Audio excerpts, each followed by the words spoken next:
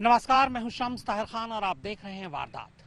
दुनिया की सबसे खूंखार खुफिया एजेंसियों में से एक मोसाद पर फिर एक बार इल्जाम लगा है और इस बार ये इल्जाम ईरान ने लगाया है। दरअसल ईरान के मशहूर परमाणु वैज्ञानिक डॉक्टर मोहसिन फखरीजादे का कत्ल कर दिया गया। उनका कत्ल उस वक्त हुआ जब वो अपनी कार में जा रहे थे और चलती कार को रिमोट कंट्रोल बम से उड़ा दिया गया। डॉक्टर मोहसिन के मौत के बाद से ही पूरे ईरान में जबरदस्त गुस्सा है और इजराइल से बदला लेने की मांगें उठ रही हैं। अब देखना यह है कि ईरान क्या पलटवार करता है।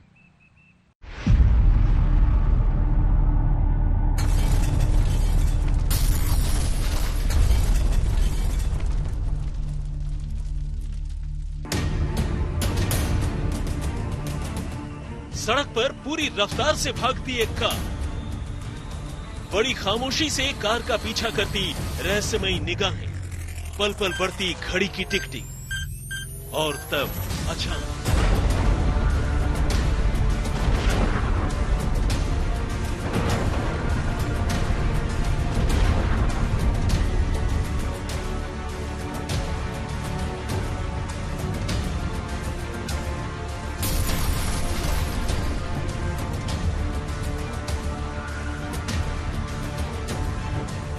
कुछ ऐसे ही ईरान की राजधानी तेहरान के पास अचानक एक कार जोरदार धमाके के साथ आग के गोले में तब्दील हो गई।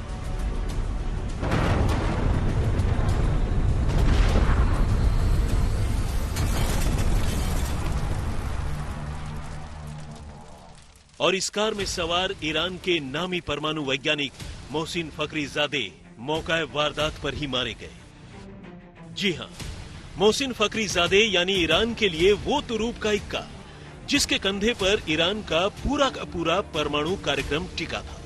वो शख्स जिस पर ईरान के लिए यूरेनियम संभालने से लेकर परमाणु बम बनाने तक की बड़ी जिम्मेदारी थी और जिसे दुनिया के कई पश्चिमी देश अपने लिए एक बड़े खतरे के तौर पर देखते थे।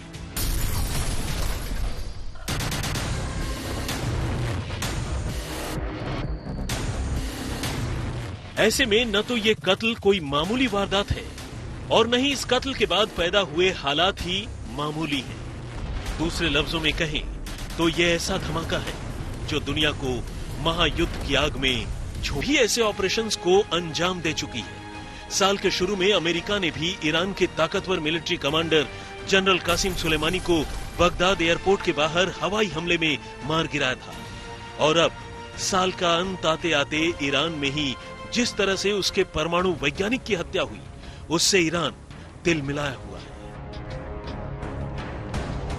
हालांकि इजराइल ने तो अभी तक इस मामले पर अपनी कोई राय नहीं दी है और सच पूछे तो इजराइल की ये खामोशी ईरान का गुस्सा और बढ़ा रही है। ऐसे में ईरान के साथ साथ पश्चिमी देशों के टकराव के आसार और बढ़ने लगे हैं। बल्कि ईरान ने तो सीधे सीधे इस कत्ल का बदला लेने की भी बात कहकर माहौल को और पेचीदा कर दिया है। लेकिन सवाल यह है कि आखिर मोहसिन फखरीजादे का कत्ल क्यों किया गया? इस कत्ल को लेकर ईरान इजराइल पर क्यों लगा रहा है आरोप? इस कत्ल से इजराइल को क्या फायदा हो सकता है और क्या ये कत्ल किसी महायुद्ध की वजह बन सकता है? ईरान के विदेश मंत्री जावेद जरीफ ने इस कत्ल के बाद ट्वीट कर सीधे इजराइल पर आरोप लगाया। इस कत्ल को उन्होंने एक देश की ओर से प्रायोजित आतंकवाद करार दिया और अंतर्राष्ट्रीय समुदाय से अपील की कि वो इसकी निंदा करे और आतंकवाद पर दोहरा मापदंड न अपनाए। हालांकि ईरान इस मामले पर सिर्फ इजराइल को ही नहीं बल्कि देश के ही कुछ विपक्षी गुटों को भी जिम्मेदार ठहरा रहा है। ईरान का कहना है विपक्षी गुट मोनाफेगिन और इजराइल की एजेंसी मोसाद वैज्ञानिक की हत्या में शामिल है। National council of residents of Iran को ही मोनाफेगिन कहा जाता है जिसका दफ्तर पेरिस में है। ईरान ने ईरानी आतंकी गुट मुजाहिदीन खल्क को भी इसमें शामिल बताया है और तो और यूरोपीय देशों पर इस आतंकवादी संगठन की मदद करने का भी आरोप है। ईरान की माने तो मौके से जो हथियार मिले हैं उन पर इजरायली सैन्य उद्योग का लोगो है। ईरान का दावा है कि हत्या रिमोट ऑपरेटेड वेपन से की गई है।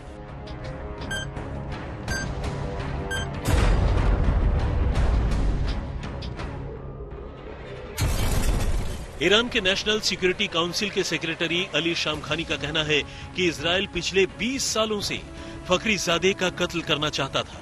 इससे पहले भी उनके कत्ल की कोशिश हुई थी, लेकिन इस बार दुश्मन बेहद पेशेवराना तौर तरीकों और लेटेस्ट तकनीक की वजह से कामयाब हो गया। इजराइल के प्रधानमंत्री बेंजामिन नेतन्याहू ने कुछ साल पहले फखरीजादे का जिक्र किया था और अब ईरान नेतन्याहू के उस बयान का भी हवाला दे रहा है। So Iran devised a plan to do two things. First, to preserve the nuclear know-how from Project Ahmad, and second, to further develop its nuclear weapons-related capabilities. That plan came directly from Iran's top leadership. Here's another document from the archive. This is following the new directive of Iran's Minister of Defense, Mr. Shamkhani. Today is the director of the National Security Council. Following the new directive of Iran's Minister of Defense, the work would be split into two parts, covert and overt. A key part of the plan was to form new organizations to continue the work. This is how Dr. Mohsen Fakhrizadeh, head of Project Ahmad, put it. Remember that name, Fakhrizadeh. इधर Israel इस कत्ल पर न सिर्फ खामोश है, बल्कि इसे लेकर पूछे जा रहे सीधे सवालों पर भी हैरानी जता रहा है। आज तक ब्यूरो। हाल के कुछ सालों में ईरान के कई परमाणु वैज्ञानिकों का कत्ल कर दिया गया और अब डॉक्टर मोहसिन के कत्ल के बाद पूरे ईरान में जबरदस्त गुस्सा है। सड़क से लेकर संसद तक लोग इसका बदला लेने की मांग कर रहे हैं। खुद ईरान के राष्ट्रपति खुमैनी ने भी बदला लेने की बात कही है।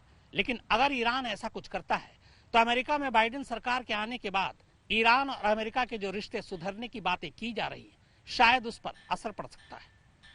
अपने चर्चित परमाणु वैज्ञानिक मोहसिन फखरीजादे के कत्ल के बाद ईरान गुस्से से दांत पीस रहा है। पूरा का पूरा ईरान इजराइल पर हमले की मांग को लेकर मुट्ठियां भींच रहा है। और तो और इजराइल के साथ साथ ईरान में अपने पुराने दुश्मन अमेरिका के खिलाफ भी जबरदस्त गुस्सा है।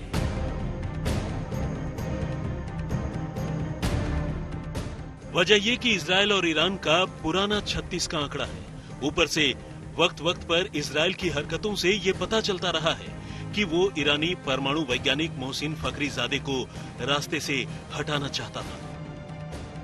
ऐसे में अब उनकी हत्या के बाद इजराइल समेत कई पश्चिमी देशों के साथ ईरान के टकराव का खतरा पैदा हो गया है और ईरान ने इस कत्ल के लिए सीधे सीधे इजराइल पर इल्जाम लगाकर बदला लेने की बात कह दी और अपने इरादे भी जता दिए।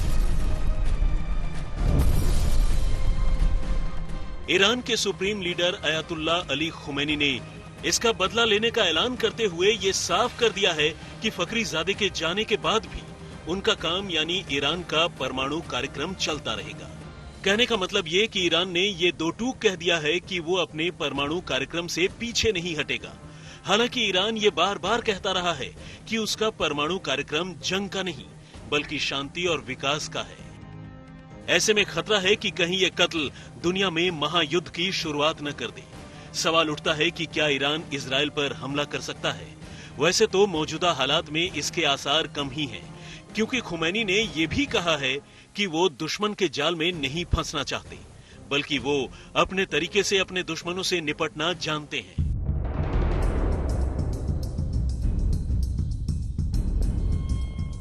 जानकारों की माने तो इस कत्ल की दो वजहें हो सकती हैं। पहला, ईरान अमेरिका के संबंधों में सुधार की संभावना को खत्म करना। दूसरा, ईरान को उकसाकर उसे कार्रवाई के लिए मजबूर करना ताकि उसका और नुकसान हो। शायद इसीलिए खुमैनी ने कहा कि वो दुश्मन के जाल में नहीं फंसेंगे। इससे साफ है कि ईरान कम से कम फौरन तो इजराइल पर कोई हमला नहीं करेगा। इससे यह भी साफ है कि फिलहाल दुनिया में फौरन ही शायद महायुद्ध के हालात पैदा न हो, क्योंकि ईरान जानता है कि अगर उसने अभी इजराइल पर हमला किया तो उसकी मुश्किलें काफी बढ़ जाएंगी। अमेरिका के साथ संबंधों में संभावित सुधार की राहें भी और मुश्किल हो जाएंगी। चाहे इस हमले के लिए जो भी जिम्मेदार हो, लेकिन इसमें कोई शक नहीं है कि इससे अमेरिका और ईरान के बीच तनाव और बढ़ेगा। अमेरिका में दोबारा राष्ट्रपति चुनाव लड़ चुके डोनाल्ड ट्रंप भी बार बार ईरान पर ये इल्जाम लगाते रहे हैं कि वो खुफिया तरीके से परमाणु हथियार बना रहा है और कुछ ऐसी ही बातें कहते हुए अमेरिका ने ईरान के साथ हुए अंतर्राष्ट्रीय परमाणु समझौते से खुद को अलग कर लिया था। खबर यह भी थी कि इस महीने के शुरू में ट्रंप ने ईरान पर संभावित हमले के लिए अपने सैन्य सहयोगियों से मशवरा भी किया था, लेकिन बाद में वो इससे पीछे हट गए। उधर 20 जनवरी 2021 को राष्ट्रपति पद की शपथ लेने की तैयारी कर रहे जो बाइडेन ने ये साफ कर दिया है कि इस नए घटनाक्रम के चलते ईरान के साथ संबंध सुधारने की अमेरिका की कोशिशों को झटका लग सकता है। मौके की नजाकत को देखते हुए ही शायद व्हाइट हाउस, पेंटागन, अमेरिकी विदेश मंत्रालय या CIA किसी ने भी ईरानी वैज्ञानिक की हत्या पर अभी तक कोई भी प्रतिक्रिया नहीं दी है। इस कत्ल से ईरान कितना खफा है, इसका अंदाजा आप इसी बात से लगा सकते हैं कि जर्मनी और संयुक्त राष्ट्र ने सभी पक्षों से संयम बरतने की अपील की, तो ईरानी विदेश मंत्री ने पलटवार करते हुए ट्वीट किया कि कितनी शर्म की बात है कि कुछ लोग आतंकवाद की निंदा करने से भी बच रहे हैं और खुद को संयम की अपील के पीछे छिपा रहे हैं। आज तक ब्यूरो। एक तरफ इजराइल और दूसरी तरफ अमेरिका। ईरान लगातार इन दोनों देशों से टकरा रहा है। ट्रंप के दौर में ईरान के अमेरिका के साथ रिश्ते कोई खास अच्छे नहीं रहे। खासतौर पर बगदाद में ईरान के एक top commander major general Soleimani को एक हवाई हमले में अमेरिका ने मार गिराया था। इस हमले को कैसे अंजाम दिया गया, आइए देखते हैं। 2 और 3 जनवरी 2020 गुरुवार देर रात बगदाद इंटरनेशनल एयरपोर्ट।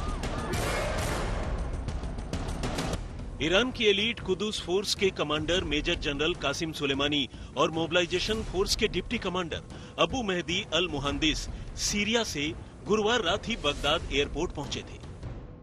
उनके चाहने वाले एयरपोर्ट पर जमा थे और प्लेन के लैंड होते ही उन्हें विमान के पास लेने पहुंच गए, जहां 2 SUV कारें दोनों को लेने के लिए खड़ी थी। एक कार में जनरल कासिम और दूसरी में अबू मेहदी अल मुहंदिस बैठ गए। जैसे ही दोनों की कार एयरपोर्ट से बाहर निकली, वैसे ही रात के अंधेरे में अमेरिकी MQ-9 ड्रोन ने उन पर एक के बाद एक कई मिसाइलें दागी। अमेरिका की इस एयर स्ट्राइक में मेजर जनरल कासिम सुलेमानी और अबू मेहदी अल मुहंदिस समेत 8 लोगों की मौत हुई।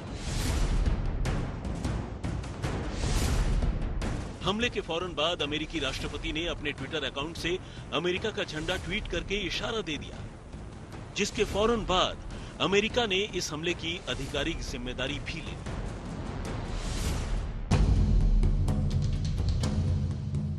ईरान में कासिम सुलेमानी की हैसियत क्या थी, इसका अंदाजा आप इस बात से लगा सकते हैं कि उनकी मौत की खबर के आने के फौरन बाद अमेरिकी राष्ट्रपति डोनाल्ड ट्रंप ने अमेरिका के राष्ट्रीय झंडे की तस्वीर ट्वीट की। तो वारदात में फिलहाल इतना ही।